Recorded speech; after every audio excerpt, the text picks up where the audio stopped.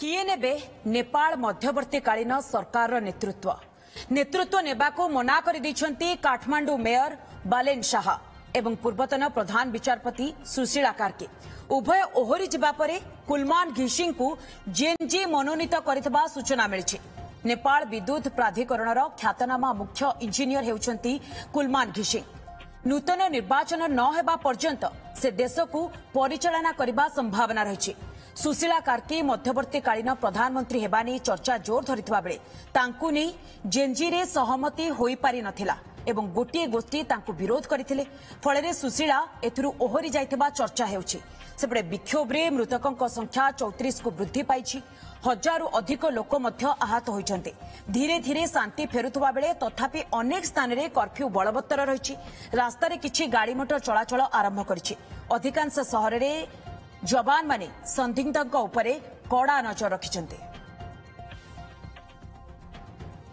तेबे संपर्क में अधिक आलोचना करने आम सहित सीधासलख जोड़ी संविधान विशेषज्ञ डॉक्टर मानस बेहरा। डॉक्टर मानस बेहरा प्रथम आपको ओटीवी को स्वागत करुच्ची। डॉक्टर बेहरा, वर्तमान नेपाल रे जदि देखिबा गोटे कन्फ्यूजिंग परिस्थिति वर्तमान सृष्टि होइछि। जो जेएनजी माने ओली सरकार को विरोध रे एकाठी होइतिले सेही जेएनजी भितरे वर्तमान फाट सृष्टि हेलानी, जोथि पई हुए तो सुशीला कार्की एवं बालेन शाह दायित्व नेबा पई ओहरी जाइछंती। तृतीय व्यक्ति भाबे वर्तमान जे कि नेपाल रो लाइट मैन भाबे परिचित कुलमान घिसिंग सीए वर्तमान सामना को आसीछंती। मोर प्रश्न आपनकु, जी जने इंजीनियर जहांकर कोनोसी राजनीतिक अभिज्ञता नाही, जेतेबेले तांका हाथ रे दायित्व दिया जिवो नेपाल रो, से कोन प्रकृत रे एही दायित्व को निर्वाह करि परिबे कि? मध्यरे फाट हो गेलानी, सरकार मध्य फाट हो गेलानी। जो पुराना सरकार राष्ट्रपति पटेल कहउचंती जे संविधान भितरे जहाँ हम से हम संविधान भितर सुप्रीम कोर्ट रो रिटायर्ड विचारपति पुणी प्रधानमंत्री हमार व्यवस्था नहीं, कौन पद पदवी रखिपर गोटे बड़ गोष्ठी विरोध कर सुशीला कार्की जे बयस एवं योग्यता अनुसार एपटे कुलमान घिसिंग आउ जड़े दाबी करुँच। सेना मुख्य कहते सुशीला कार्की हूँ, सुशीला कार्की समर्थन करते बालेन शाह। एपटे कुलमान घिसिंग ना आसला अर्थ कोट ना कौटी भीतर जो फाट है सी पुणी फायदा दे पारे। जदि पार्लियामेंट पुनः प्रतिष्ठा हम ताले पार्लियामेंट ओलिंग मेजोरिटी अच्छी, ये गोटे गोलमालिया परिस्थिति हो गला। एपटे एमाने जेएनजी जो प्रथम कहते पूरा संविधान पुनर्लिखन हम, बर्तमान कहते ना मेजर आमेंडमेंट हम। तो संविधान जो संशोधन हम से पार्लियामेंट कर, ये पुराना पार्लियामेंट कर कि नुआ पार्लियामेंट कर अनेक द्वंद्व अच्छी। एवं ये जो प्रस्ताव राष्ट्रपति देइछन्ति संविधान दायरे भीतर हम, संविधान व्यवस्था अनुसार हम, एथिरे आउ हेई परिबे नै सुशीला कार्की ताकू मुख्य राजनैतिक दल माने समर्थन करछन। एवं आज बैंक सुप्रीम कोर्ट अलग सब कार्यक्षम होउची, स्वाभाविक अवस्था फेरुची, किंतु यांका भीतर फाट हेलानी। तेणु ये फाटटा ये माने केमिति मैनेज करिवे, द्वंद्वटा केमिति मैनेज करिवे, सेटा हला बड़ प्रश्न। तेणु वर्तमान क्वेश्चन उठुची जे नेपाल जो राजनीतिक भविष्य ताको केमिति निर्धारण करा जीवो। जेनेक्स जाओ कहते गोष्ठी प्रतिनिधि माने जेएनजी रो जे आमे शांतिपूर्ण बा गणतांत्रिक उपाय आलोचना माध्यम समाधान चाहूँ। तेणु वर्तमान अंतरीण सरकार प्रतिष्ठा करवा ये गोटे बड़ चैलेंज ताक पाई। किंतु डॉक्टर बेहरा, जो जेएनजी माने ओली सरकार को विरोध रे एकाठी हेतिले वर्तमान तो सेही जेएनजी को भितरे फाट, सेमानक भितरे अंक छिंडुनी। हाँ, सेटा बड़ मुख्य प्रसंग है। जेएनजी भीतर फाट होगा मात्र 2-3 दिन आंदोलन पर एमाने यूनाइटेड केमिति प्रेशर करेंगे गवर्नमेंट उपर जे तांकर जो दाबी गुड़िक अच्छी, वर्तमान प्रमुख दाबी हूँ पार्लियामेंट भंग करा जाऊ एवं संविधान संशोधन करा जाऊ अंतरीण सरकार पर। तेणु अंतरीण सरकार वर्तमान प्रतिष्ठा ही पारने। फास्ट स्टेप रे अटकी रही, झुलिक रही दीटा ना भितर।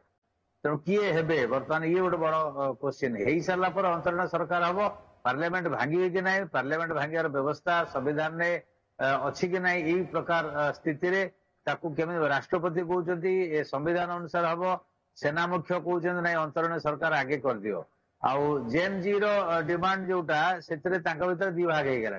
गोटे नाम को लेकिन किए हम सहमति प्रकाश पाई पार ना। दले कहते संविधान पुनर्लिखन हम,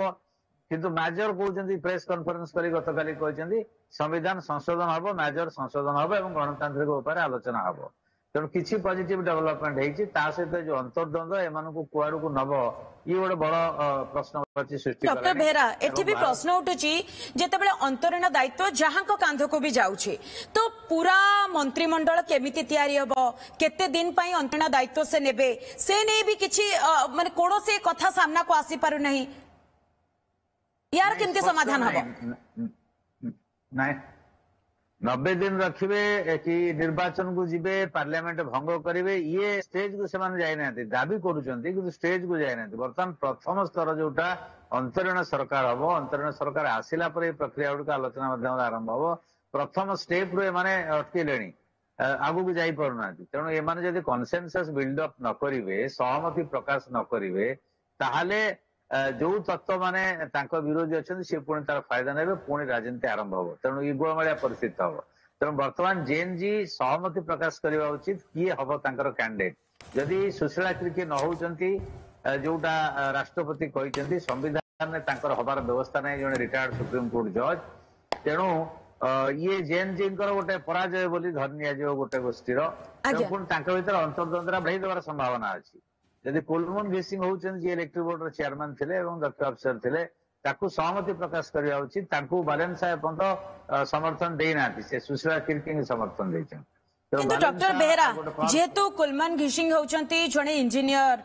जदियो से नेपाल पे बहुत भलो काम करिसंती लाइट मैन हिसाब रे से परिचित कोन एही अंतरीण दायित्व को से तुलाई पारिबे आपन को अनुमान कोन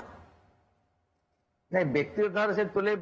पारिबे नहीं सेटा अलग जिंस किंतु तांके सहित सहयोग रहा दरकार जो जेएनजी रो सहमति जदि यूनिट न रहिबो जी भी अंतरीण मुख्य होंतु सी संभाळिया कष्ट होई पड़ियो कारण जो माने प्रत्यावर्तन करिसंती राजनीति रु बा फेरी आइसंती वर्तमान बैकफुट रो अछंती से माने पुणी पुनः प्रतिष्ठा करिया चाहिए उलिंकर दल हो वर्तमान उलिंकर मेजोरिटी अछि पार्लियामेंट रे जदि संविधान अनुसार हो पार्लियामेंट पुणी बसियो तांकर मेजोरिटी से पुणी बैक करिए कि नहीं ये प्रश्न उठियो तेणु याकू नहीं भीतर पुणी जेएनजी भीतर आहरी गुड़ाई द्वंद्व हम तेणु ये गोटे फ्लुइड अवस्था बा परिवर्तनशील अवस्था अंतरीण सरकार नहला पर्यंत स्पष्ट चित्र हम नहीं किंतु बड़ डेवलपमेंट है जे जेएनजी भितर फाट होती फाटटा जदि सहमति प्रकाश न पाइब ताकू न सजाड़े ताले दाबी नहीं कि माने आगु को जाई परिबे आ राजनीति डॉक्टर बेहरा एहारे भितरे जेतु जेएनजी मानक भितरे ये फाट सृष्टि हेलानी जेएनजी मानकर उद्देश्य कोन एहा प्रतिपादित होई पारुनी किंतु एहारे भितरे नेपाल रो भाग्य भविष्यत कोन सुन पाली नेपाल रो भाग्य भविष्यत यारी भितरे झुली रही नेपाल रो भाग्य भविष्यत कोन कारण जेहेतु जेएनजी मानकर उद्देश्य पर्यंत क्लियर होई पारुनी हाँ से नेपाल रो भाग्य भविष्यत जहाँ कहले सठिक भाव में झुलिक रही तार कारण होउची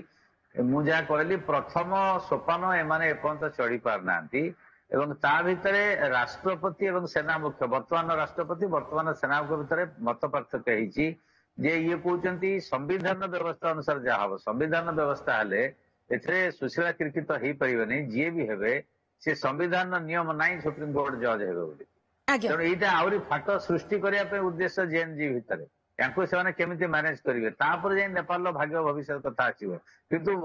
भल कथा है स्वाभाविक व्यवस्था फेरुची अर्थनीति मध्य सजाड़ी होची बैंक हो बा सुप्रीम कोर्ट हो अलगा जो व्यावसायिक कार्यक्रम चलुची एटा साधारण लोकों पई निश्चित भाव में राहत बा तांको पई लाघवर विषय किंतु राजनीति जहाँ हम यहाँ जदि जेएनजी बसिकी तांको भीतर सहमति प्रकाश न करिवे ताहाले निश्चित भाव में असुविधा हम आज्ञा गोटे पटे स्वाभाविक स्थिति फेरुची तबे डॉक्टर मानस बेरा आउ टिके आपनठु जानिया पई चाहिबी जेहेतु वर्तमान पर्यंत कोनोसे अंक छिंडी पारुनी सामना को आसी पारुनी जे तथ्य जे किए प्रकृति रे अंतरीण दायित्व नेबे तबे सेना को पाखरे जेहेतु वर्तमान ये अंतरीण दायित्व रहिची केते दिन पर्यंत से संभाली पारिबे दायित्व को जो पर्यंत कोनोसी व्यक्ति विशेष सामना को आसी नाहंती जे वर्तमान तो राष्ट्रपति संभालुचंती आज्ञा अंतरीण सरकार न आसला पर्यंत संवैधानिक व्यवस्था अनुसार वर्तमान राष्ट्रपति चलाउचंती तेणु सेना मुख्य सहयोग करुचंती तेणु से बेस दिन चली पारिबो नै एटा गोटे भैकम हो गला तेणु अंतरीण सरकार आसवा निहाती जरूरी किंतु केते दिन तार व्यवस्था करी हबो एटा जेहेतु संवैधानिक व्यवस्था वर्तमान चालू नाही एमाने जेएनजी दाबी अनुसार चलची जेएनजी रो फाट सहित से माने सहमति प्रकाश करि पारुनांती तेणु अंतरीण सरकार आसिया के दिन लगे कही हबन जमी बांग्लादेश तेणु तार समय सीमा किसी ना तेणु जिते दिन एटा डेरी हम यांकर आंदोलन सहित दुर्बल हम यांकर चाप प्रभाव दुर्बल हम एवं राजनैतिक दल मैंने पुणी शक्तिशाली हेबे ତେଣୁ ଇ ଅବସ୍ଥାରେ ଅନ୍ତରୀଣ ସରକାର ପାଇଁ ମୁଁ ଭାବୁନି ଯେ ସେମାନେ ବେଶୀ ଡେରି କରିବେ। ନିଶ୍ଚିତ ଭାବେ ଗୋଟେ ସହମତି କ୍ୟାଣ୍ଡିଡେଟ୍ ବସେଇବେ, ନହେଲେ ତାଙ୍କର ପ୍ରଭାବ କିଛି ରହିବ ନାହିଁ। ତେଣୁ ରାଷ୍ଟ୍ରପତି ଯେହେତୁ କହୁଛନ୍ତି ସମ୍ବିଧାନ ଅନୁସାରେ ହବ, ନିହାତି ଭାବେ ଯେତେ ଜଲ୍ଦି ଅନ୍ତରୀଣ ଦାୟିତ୍ୱ କୌଣସି ବ୍ୟକ୍ତି ବିଶେଷ ପାଖକୁ ଯାଉଛି ତେବେ ଯାଇ ନେପାଳର ଭାଗ୍ୟ ଭବିଷ୍ୟତ ହୁଏ ତ ଖୋଲିବ ଏବଂ ଏହା ସମସ୍ତଙ୍କ ପାଇଁ ଲାଭଦାୟକ ହବ। ବହୁତ ବହୁତ ଧନ୍ୟବାଦ ଡକ୍ଟର ମାନସ ବେହେରା, ଆପଣ ସମୟ ବାହାର କଲେ ଏବଂ ଏ ସମ୍ପର୍କରେ ଆମ ସହିତ ଆଲୋଚନା କଲେ। Utkal Hospital redefines healthcare with life-saving expertise. From world-class liver and bone marrow transplants to 24/7 trauma and emergency care, we ensure your health is in trusted hands. Combining compassion, innovation and excellence, we transform lives every day. Utkal Hospital, where care meets excellence.